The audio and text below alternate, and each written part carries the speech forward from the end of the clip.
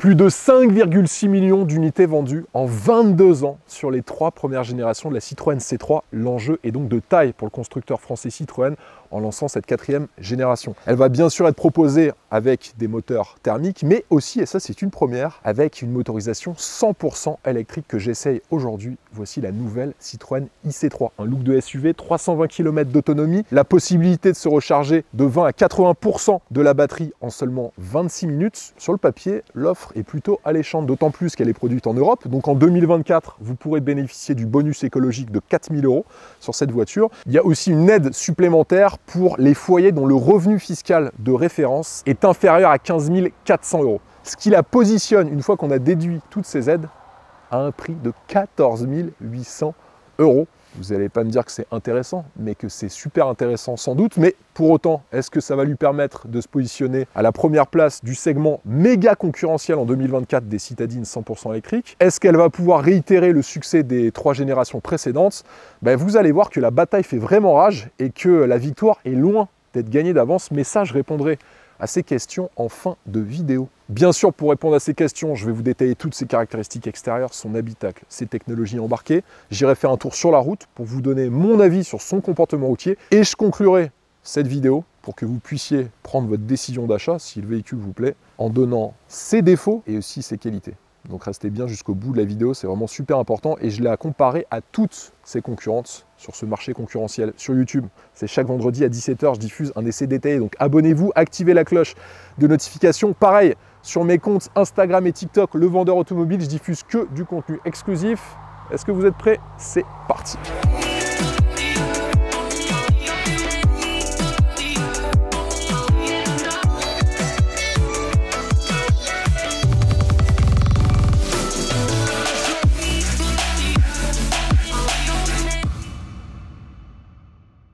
Avant de commencer à vous détailler cette nouvelle Citroën IC3, je voulais vous parler du sponsor de cette vidéo, c'est Ulysse avec son pass Ulysse électrique. J'avais déjà fait des vidéos avec eux pour vous montrer les désagréments que vous ne rencontrerez plus avec ce type de carte. En effet, pour ceux qui ont déjà fait des longues distances avec des voitures électriques, vous le savez comme moi, quand vous arrivez à une borne de recharge sans un pass, comme ce pass Ulysse électrique, souvent vous devez payer avec votre carte bancaire, vous devez télécharger une application, vous devez appeler un service d'assistance, c'est impossible de récupérer les factures et les reçus pour la société.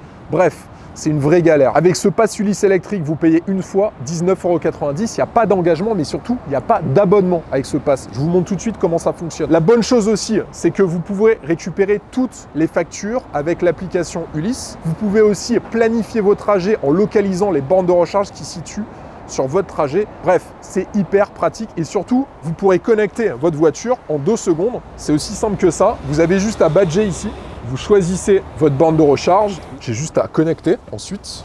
Et là, le véhicule est maintenant connecté. Il est maintenant en charge. C'est aussi simple que ça, juste grâce au pass Ulysse électrique. Je vous ai mis un lien en description de la vidéo pour que vous puissiez le commander. Donc cliquez sur le lien que je vous ai mis en description de la vidéo. Et pour ceux qui ont des voitures 100% électriques et qui souhaitent ou pas d'ailleurs faire de longues distances, je vous assure, ça fait vraiment partie des indispensables. Sur l'extérieur, commençons par la face avant. Déjà, au niveau des couleurs, sachez qu'il y a pas moins de 6 teintes de carrosserie qui sont disponibles, dont ce rouge élixir. Là, on est sur une finition max. Il y a 2 niveaux de finition.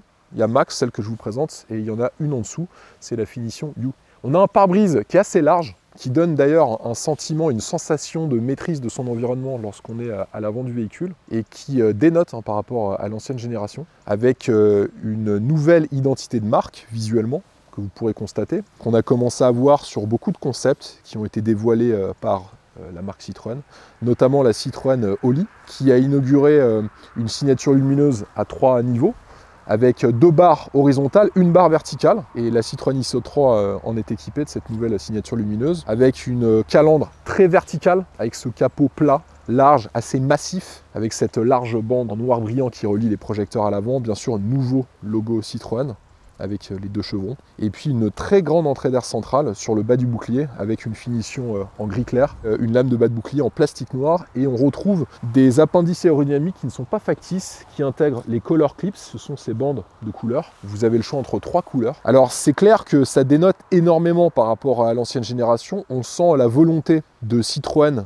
d'arriver avec un look frais, affirmé et surtout en phase avec cette nouvelle identité de marque. Et il y a fort à parier qu'avec ce nouveau design, ils vont réussir à étendre leur cible à une clientèle beaucoup plus jeune. Sur notre modèle, des jantes de 17 pouces bicolores, les Atacamit, avec un encerclement des passages de roues et jupe latérale en plastique noir. On a des poignées de porte qui ne sont pas affleurantes, ça c'est un petit peu dommage, sur la partie latérale, qui sont en noir brillant, tout comme les coques de rétroviseur en noir brillant, là aussi, avec un répétiteur de clignotant. Les rétroviseurs, ils sont dégivrants, réglables et rabattables électriquement. Encerclement des fenêtres en noir. On retrouve les color clips sur le pilier C du véhicule, que vous pourrez bien sûr changer, avec les 3 couleurs disponibles. Il y a un empattement de 2,54 m sur cette voiture, mais surtout ce qu'on remarque, c'est qu'elle a un profil de SUV. Alors ça se voit déjà par l'avant du véhicule avec cette calandre assez verticale, aussi la présence de barres de toit qui sont en noir brillant, et puis un arrière assez massif pour une citadine. Et ça, c'est la volonté de Thierry Blanchard, le chef de projet sur Citroën C3, qui a développé ce modèle, qui a voulu bousculer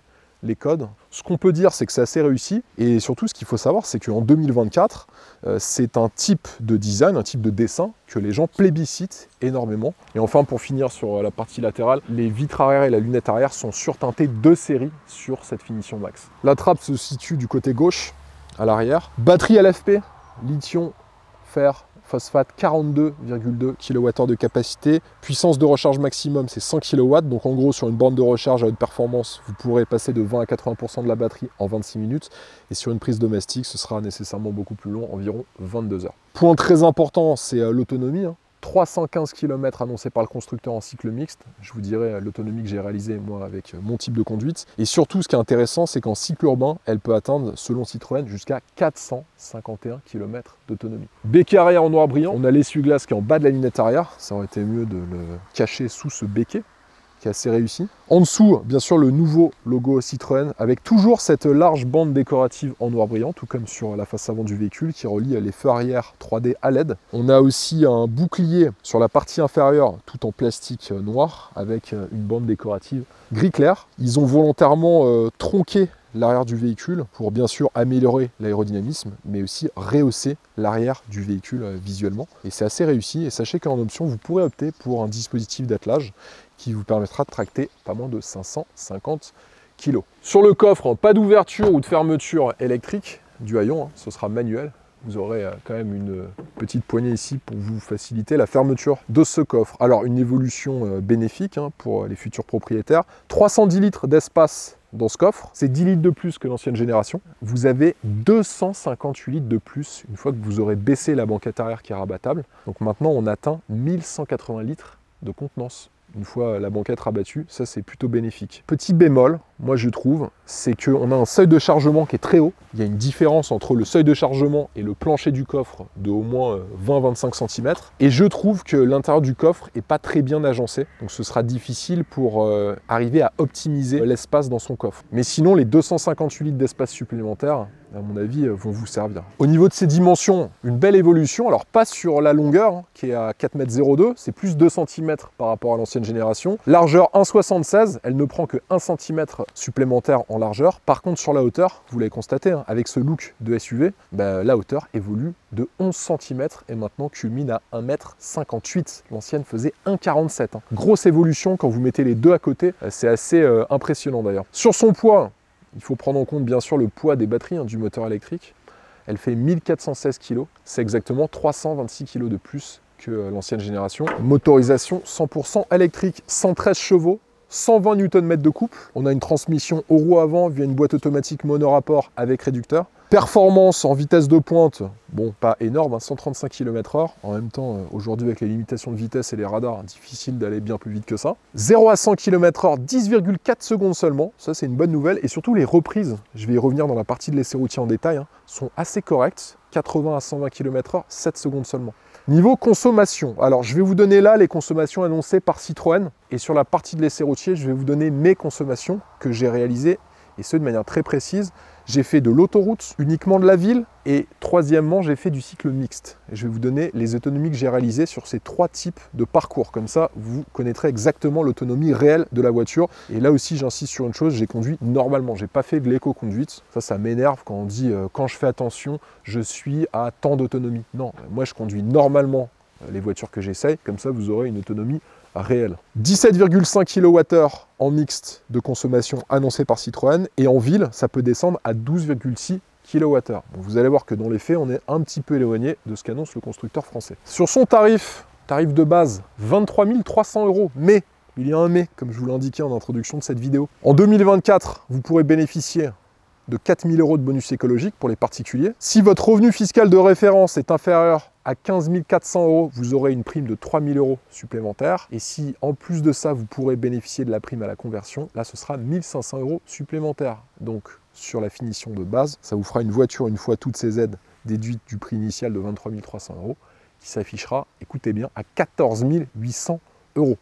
Et si vous optez pour la finition haut de gamme que je vous présente dans cette vidéo, la finition max, le prix de base, lui, est à 27 800 €, donc avec le même niveau d'aide, ça vous fera un véhicule qui s'affichera à 19 300 €. Vous allez voir que quand on va détailler toutes ces technologies embarquées et surtout son confort de conduite, j'essaye de ne pas spoiler la suite de la vidéo, c'est un tarif plus qu'attractif. Mais je ne vous en dis pas plus pour l'instant. Passons maintenant à l'intérieur. Avec les places arrière, il y a une chose que je voulais absolument vous montrer, c'est l'accessibilité aux places arrière qui n'est pas optimale. Regardez plutôt, on a effectivement une voiture qui est beaucoup plus haute, en plus 11 cm, mais on a ce montant qui est un petit peu trop avancé. Et donc du coup, regardez, on le voit même visuellement ici, toute cette partie, elle tronque l'espace d'accès à bord. Donc à chaque fois qu'on met un pied à l'intérieur, on a en fait le fessier qui est bloqué par ce montant-là, et il faut vraiment se recroqueviller à l'intérieur du véhicule pour y accéder. Heureusement, à l'intérieur, on est très bien accueilli. Ça, pour une voiture de ce gabarit, c'est rare, mais ils ont eu raison de lui donner ce look de SUV, déjà pour attirer peut-être une clientèle plus large, mais aussi pour bénéficier d'un espace, d'une habitabilité intérieure plus généreuse. Et le pari est réussi. Regardez plutôt, là, le siège avant, je l'ai réglé pour ma taille. Moi, je fais 1,88 m, je suis un petit peu corpulent, je frôle le quintal. Et malgré le réglage du siège avant, regardez plutôt la place que j'ai. On est dans une citadine, une Citroën IC3 seulement. Et pourtant, là, je pourrais me dire que j'enchaîne plusieurs centaines de kilomètres en passager sans aucun souci. Deuxième bonne nouvelle, c'est le confort de l'assise et du dossier. Les sièges sont moelleux sur l'assise. Pareil pour le dossier, on est très très bien accueilli. L'appui-tête est large. Il est certes un petit peu ferme, ça c'est le bémol. Et aussi, ça je l'ai noté, la place centrale est confortable. Alors, l'assise est bonne. Bien sûr, sur le dossier, c'est un tout petit peu plus ferme. Et ce qui va pêcher en revanche, c'est la place pour les jambes. Là, si vous êtes 5 gaillards comme moi, vous n'allez pas vous enchaîner 500 km, sinon il va y avoir une bagarre à l'arrière. Mais pour des trajets assez courts, la personne assise sur la place centrale sera quand même confortablement accueillie. Une sellerie en tissu, assez jolie, avec ce tissu bicolore, noir et clair, qui lui va assez bien. On a aussi le ciel de toit qui est de couleur claire. Des poches aumônières sont présentes dans les sièges, un petit rangement juste ici pour par exemple ranger votre smartphone est présent, 2 prises USB-C, une prise 12 volts. Le plancher n'est pas complètement plat, pas de tour ouvrant disponible, même en option. Et on a une banquette arrière qui est rabattable en 60-40. Sur les contreportes, alors les contreportes bien sûr à ce niveau de gamme, vous n'avez pas du plastique moussé, on est sur du plastique dur. Elles sont assez simples, aussi bien sur le dessin des poignées de porte que sur les éléments de commande des lève-vitres électriques. Mais à ce niveau de gamme, ne vous attendez jamais, quelle que soit la marque vers laquelle vous allez vous diriger, à une finition hors pair avec du cuir, de l'alcantara ou même tout simplement du plastique moussé. Même constat sur les contreportes à l'avant du véhicule, si ce n'est la présence de simili-cuir juste à côté du panneau de commande. Système audio de série de haut-parleurs, 6 haut-parleurs sur le modèle que je vous présente. Sur les sièges avant, déjà ce qui marque, c'est la position de conduite qui est beaucoup plus élevée que sur la précédente génération de la C3, plus 10 cm versus l'ancienne. On prend vraiment la position d'un SUV. On a les sièges Citroën Advance Confort sur notre modèle. Réglage manuel de ces sièges avec un siège conducteur qui est réglable en hauteur. Alors sur le confort de ces sièges, ils sont très appréciables. Alors pas du tout marqués sur les flancs. C'est pas une voiture sportive, faut pas vous attendre à ça. En revanche, je trouve que l'assise est très large, avec un dossier qui l'est tout autant. Les appuis-têtes, en revanche, sont très fermes, tout comme à l'arrière. Comme je vous l'indique souvent, c'est souvent à cause des normes de sécurité. Mais ces sièges Advance Confort sont très moelleux sur l'assise. Pareil sur le dossier. C'est assez drôle, on a l'impression d'être dans un véhicule d'une catégorie supérieure, alors qu'on est bel et bien dans une citadine 100% électrique. Alors les gènes de Citroën sont bien présents. Est-ce que ça va être le cas sur la partie de la suspension et de l'amortissement? On va le vérifier d'ici quelques instants.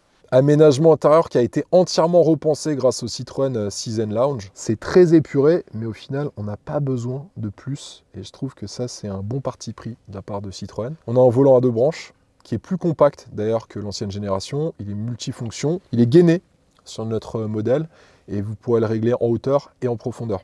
Sur la droite, vous aurez accès au volume du système audio, la commande vocale, la navigation dans l'écran d'instrumentation. Et aussi, vous pourrez répondre à vos appels téléphoniques. Sur la gauche, l'ensemble des aides à la conduite est disponible. Vous avez le Citroën Head-Up Display TFT sur le modèle que je vous présente. Donc, on a une simplification de l'affichage des informations de conduite, la lecture des informations sans quitter la route des yeux. Et surtout, les informations essentielles sont situées entre le haut du tableau de bord et le bas de votre pare-brise. Alors, énormément d'aides à la conduite de série avec le pack safety. Vous avez le freinage automatique d'urgence, l'alerte de franchissement de ligne, l'alerte attention du conducteur, la reconnaissance des panneaux de signalisation grâce à la caméra qui est en haut du pare-brise, et aussi le régulateur et le limiteur de vitesse. En termes de sensation, moi ce que j'ai trouvé, c'est que la jante du volant, elle ne cache pas l'instrumentation, ça c'est un bon point. On a une forme du volant qui est assez aplatie, qui n'est pas vraiment idéale pour rouler en ville, moi je trouve. Notamment pour les manœuvres. C'est un petit peu bizarre au début, il faut s'y faire.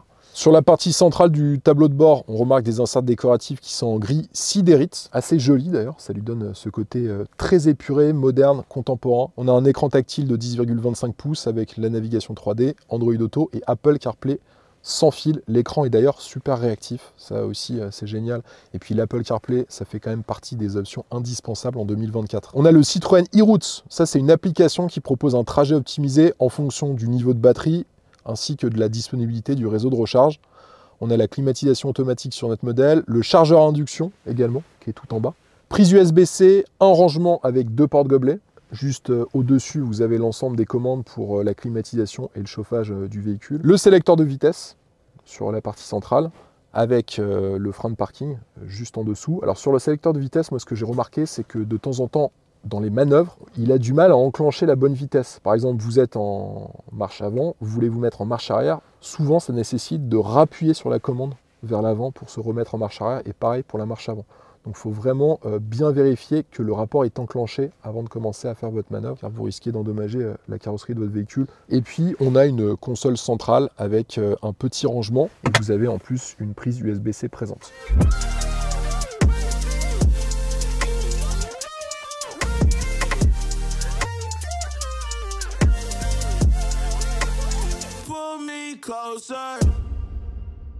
Place maintenant à l'essai routier. Je vais commencer par vous parler de ces suspensions. Alors, les suspensions, beaucoup de choses à vous raconter parce que le confort, il est bien présent dans la droite lignée de l'historique de Citroën, qui a été connu pendant très longtemps pour ses suspensions hydropneumatiques. Et là, ils ont installé sur cette nouvelle génération de la C3 les suspensions Advance Confort. L'architecture est classique, suspension avant de type McPherson, on a une traverse déformable sur l'arrière, mais on a ces fameuses butées hydrauliques avec les suspensions Advance Confort. Sur une suspension classique, on a toujours un ressort, un amortisseur et une butée mécanique. Citroën a décidé d'installer avec ses suspensions Advance Confort non pas une butée mécanique, mais 2 butées hydrauliques. Le principe, il est assez simple. Lorsque vous avez une détente ou une compression légère, vous allez avoir le ressort et l'amortisseur qui vont travailler de concert sans avoir besoin de solliciter la butée hydraulique. En revanche, lorsque vous allez avoir une détente ou une compression importante, le ressort et l'amortisseur ils vont travailler de concert avec les 2 butées hydrauliques. Donc en fait par rapport à une butée mécanique classique qui va en fait absorber le choc et en restituer une partie, ben en fait les 2 butées hydrauliques, elles, vont absorber le choc et dissiper toute l'énergie. Ce qui va lui permettre en fait de ne pas venir taper dans la butée et ainsi permettre à l'agrément de conduite de la voiture d'être au top, puisqu'en fait, vous n'allez pas ressentir les aspérités de la chaussée comme avec une butée classique mécanique qu'on peut trouver sur l'immense majorité des voitures. Alors il faut savoir que ce type de butée hydraulique, c'est beaucoup utilisé en compétition pour que justement les voitures aient un comportement routier optimum. Si je prends l'exemple des voitures en WRC, elles sont équipées de butées hydrauliques pour justement, après des énormes sauts, pouvoir continuer à conduire le véhicule. Pareil, il y a aussi beaucoup de voitures de sport, comme les Alpina 110, les Mégane 4RS de dernière génération, qui sont équipés avec ces butées hydrauliques. Et ça, c'est vraiment une première sur un véhicule de cette catégorie, de pouvoir bénéficier de ce type de technologie pour apporter un agrément de conduite vraiment au-dessus de tous les autres. Ils mettent une énorme claque à la concurrence avec cette technologie de suspension Advance Confort. Sur la direction, on a un diamètre de braquage de 10,6 mètres qui était à 10,9 mètres sur la précédente génération. Donc pour les manœuvres, c'est assez agréable. Moi, ce que j'ai ressenti, c'est qu'on n'a pas une direction qui est ferme, on n'a pas une remontée d'informations extrêmement précise, mais en même temps, on n'est pas sur une voiture avec un comportement dynamique outre mesure et qui sera beaucoup plus orienté vers le confort, d'ailleurs comme c'est très bonne suspension, que vers le sport. Sur la récupération d'énergie, Citroën a fait le choix d'avoir une récupération d'énergie élevée automatiquement. Donc là par exemple, j'ai pas de mode enclenché particulier. Si je lève mon pied de la pédale d'accélérateur, le véhicule applique un léger freinage jusqu'à 8 km/h. En revanche, si vous souhaitez retirer cet effet de récupération d'énergie, il faudra appuyer sur le bouton C du sélecteur de vitesse et là en effet, la récupération d'énergie sera beaucoup plus faible. Bon, c'est assez classique ce genre de système sur les voitures 100% électriques. Vous avez en fait lors des phases de décélération, l'énergie cinétique qui est produite vient alimenter les batteries du moteur électrique et ça vous permet ainsi d'augmenter votre autonomie. Alors sur l'autonomie, on y vient. Alors ce que j'ai constaté, c'est que sur autoroute, j'avais une autonomie de 195 km. Sur cycle mixte, j'étais à environ 280-290 km. Et en urbain, j'étais un peu en dessous de 400 km, donc entre 380 et 390 km.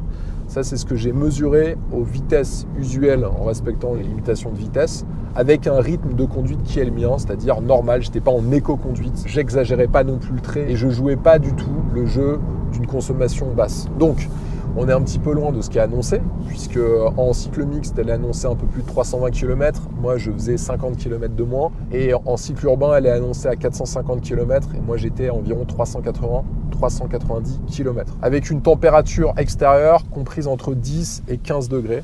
Et une batterie qui était chargée en début de journée à 90%, mais au fur et à mesure de la journée, qui était plus comprise entre 50 et 90%. Donc, autonomie assez correct, même si j'étais un petit peu déçu sur autoroute. En revanche, en cycle mixte et en cycle urbain, là, vous avez une autonomie amplement suffisante. On n'achète pas une Citroën IC3 pour faire de l'autoroute, même si vous pourrez en faire, mais bel et bien pour faire des trajets sur des routes départementales ou sinon du cycle urbain. Et c'est vrai que sur ces points-là, elle ne m'a pas trop déçu. Sur le freinage, on a certes une tonne 4 sur la balance. Alors bien sûr, on n'est pas sur la qualité de freinage qui pouvait qualifier l'ancienne génération, qui n'était pas 100% électrique. On a toujours un mordant au freinage qui est assez appréciable, même si au niveau de l'endurance, quand vous commencez à les répéter de manière vraiment exagérée, bon ben là, vous allez perdre en efficacité. Mais ce qu'on recherche avec ce genre de voiture, c'est des distances courtes et surtout du mordant sur le freinage pour apporter sécurité et surtout efficacité si vous en avez besoin. Sur l'insonorisation, la seule petite chose que j'ai pu remarquer, c'est sur autoroute à 130 km/h, on a des légers bruits d'air sur le pilier A de la voiture. C'est pas dérangeant, mais je les ai tout de même notés. Sur le moteur, 113 chevaux, 120 Nm de couple. Bon, vous n'allez pas être enfoncé au fond de votre siège quand vous allez accélérer à fond, mais elle fait tout de même 10,4 secondes de 0 à 100 km/h, des reprises correctes, 80 à 120 km/h, 7 secondes. En même temps, pour ce prix, vous n'allez pas non plus avoir un véhicule de 500 chevaux, vous vous en doutez. Mais moi, ce qui m'a marqué, si je fais un petit peu le bilan de la partie de l'essai routier, c'est la qualité de l'amortissement. Citroën est connu pour ça depuis de nombreuses années, mais là, ils ont encore réitéré, ils ont appuyé là-dessus en apportant leur connaissance, leur expérience pour avoir la citadine 100% électrique. Et ça, j'ai pas peur de le dire, la plus confortable du marché. Et ils ont en plus de ça ajouté des sièges Advance Confort qui apportent un confort, on va dire, pour ce genre de catégorie de voiture, juste parfait. Ça va être dur pour la concurrence d'arriver à ce niveau-là, et même si certains critiqueront le fait qu'elle n'a pas autant d'autonomie qu'une Peugeot i208, qu'une Opel Corsa i ou que d'autres modèles que je vais citer dans quelques instants, même si les performances ne sont pas aussi bonnes que chez certaines de ses concurrentes, après tout, sur une citadine, qu'est-ce qu'on recherche ? Une autonomie suffisante, elle l'a. Un confort global entre les sièges et la suspension, elle l'a. Et puis, dernier point, il y a le tarif qui joue beaucoup. Mais ça, je vais vous en parler d'ici quelques instants. Est-ce que tous ces éléments vont lui permettre de réitérer le succès des 3 premières générations? Est-ce qu'elle va pouvoir prétendre à la première place de son segment? Réponse d'ici quelques instants.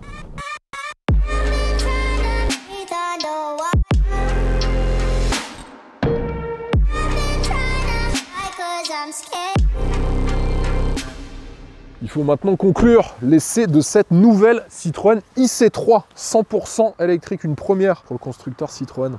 Alors ce que j'ai retenu, pas mal de défauts sur la voiture. Vous savez, j'aime bien lister tous les défauts des voitures et celle-ci ne déroge pas à la règle. Déjà, autonomie sur autoroute un petit peu limitée, moins de 200 km, comme je vous l'ai dit sur la partie de l'essai routier. Ça, c'est un petit peu dommage. Absence de conduite one pedal. Il y a aussi absence de toit ouvrant ou toit panoramique, même en option. Absence de pompe à chaleur. Un accès aux places arrière un petit peu complexe, je vous l'ai montré tout à l'heure. Et ensuite, j'ai remarqué des petits bruits d'air sur autoroute à partir de 130 km/h. Rien de gênant, mais on le sent sur le pilier du véhicule. Des petits bruits aérodynamiques sont générés. Heureusement, je vous rassure, elle a quand même beaucoup de qualité. Déjà, un rapport gabarit-habitabilité, je ne vais pas vous dire sans concurrence, mais presque. On peut facilement être avec 4 personnes de 1,90 m, 100 kg dans le véhicule sans aucun souci. C'est même étonnant. Moi, c'est la chose qui m'a le plus étonné quand je suis rentré dans l'habitacle du véhicule, aussi bien à l'arrière qu'à l'avant. On a une autonomie en ville qui est plutôt bonne, environ 380-390 km. Alors certes, on est loin de l'autonomie qui est annoncée par le constructeur Citroën en cycle urbain, mais on frôle les 400 km. Ça, c'est un très bon point. Il ne faut pas oublier que ce genre de voiture est exclusivement utilisé dans les centres urbains et périurbains. Confort des sièges, là aussi bien à l'avant qu'à l'arrière.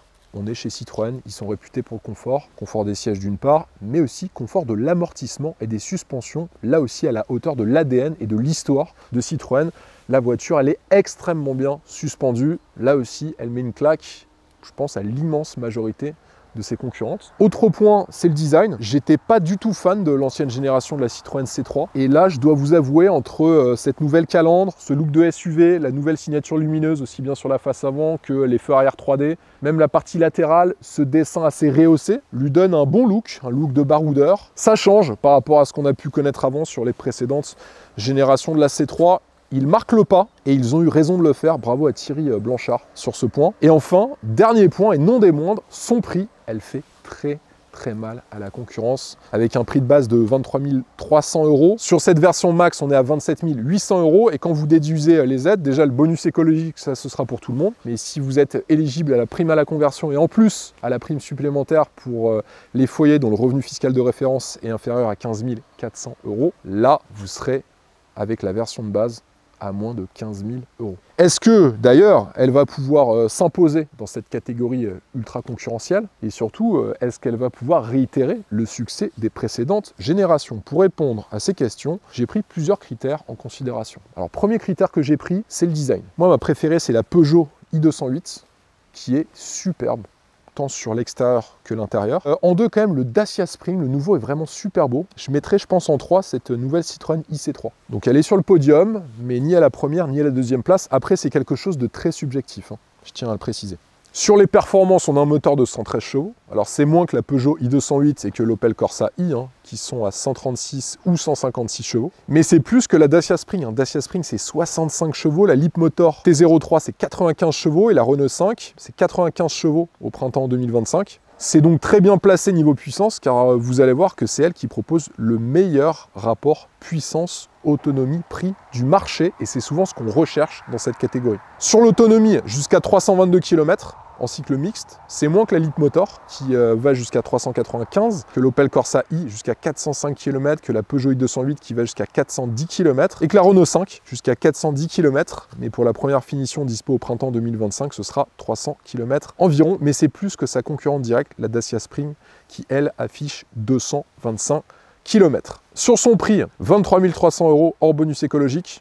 Elle bénéficie, parce qu'elle est produite en Europe, du bonus, hein, donc là, elle sera à 19 300 € et elle peut descendre à moins de 15 000 € avec toutes les aides, hein, comme je vous l'indiquais juste avant. Alors c'est plus que la Dacia Spring, qui est à 18 900 €, mais elle n'a pas le bonus écologique, hein, la Dacia Spring, et puis l'autonomie, elle est vraiment inférieure, et pareil pour la puissance, l'agrément de conduite et l'habitabilité. La Leapmotor T03, elle s'affiche à 21 900 €, mais elle ne dispose pas pour l'instant du bonus écologique, donc l'IC3 est moins cher, mais c'est moins que la Renault 5, puisque avec la première finition qui est dispo au printemps 2025 à partir de 25 000 € hors bonus éco, que l'Opel Corsa qui est à 30 500 €, et que la Peugeot i208 qui, elle, s'affiche à 32 080 €. Donc il y a 10 000 € de différence quasi avec la Peugeot i208. Alors, certes, vous aurez plus d'autonomie dans la Peugeot i208 et dans la Opel Corsa i, j'en conviens, mais attention, il faut rajouter entre 8 et 9 000 €, ce qui est quand même énorme comme différence de prix. Et en plus, la Peugeot i208 est moins spacieuse à l'intérieur, pareil pour l'Opel Corsa, pareil pour la Leapmotor. C'est là où son look de SUV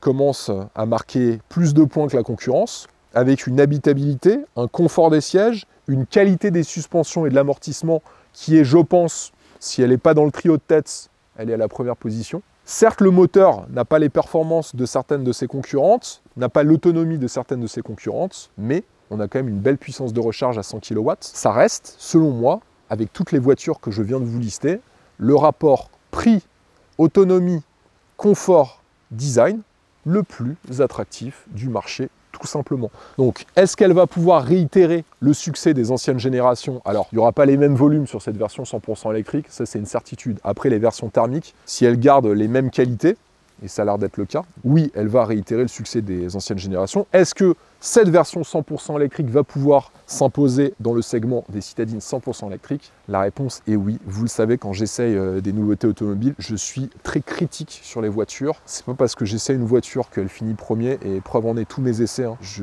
peux être même assez cinglant avec certains modèles. Cette petite citadine 100% électrique m'a plus qu'étonné. Je pense qu'elle va faire très mal à la concurrence, que la Dacia Spring peut vraiment se faire du souci, et que, à mon avis, la future reine du segment des citadines 100% électriques, ça va être cette nouvelle Citroën IC3. On verra dans les prochains mois si à la fin de l'année 2024 déjà la tendance d'augmentation de ses ventes sera présente, mais surtout c'est sur l'exercice 2025 qu'on va véritablement pouvoir la comparer à la reine de ce segment. J'ai nommé bien sûr la Dacia Spring qui ne bénéficie plus du bonus écologique. J'espère que cet essai vous a plu. Les amis, n'oubliez pas de vous abonner et d'activer la cloche sur ma chaîne YouTube.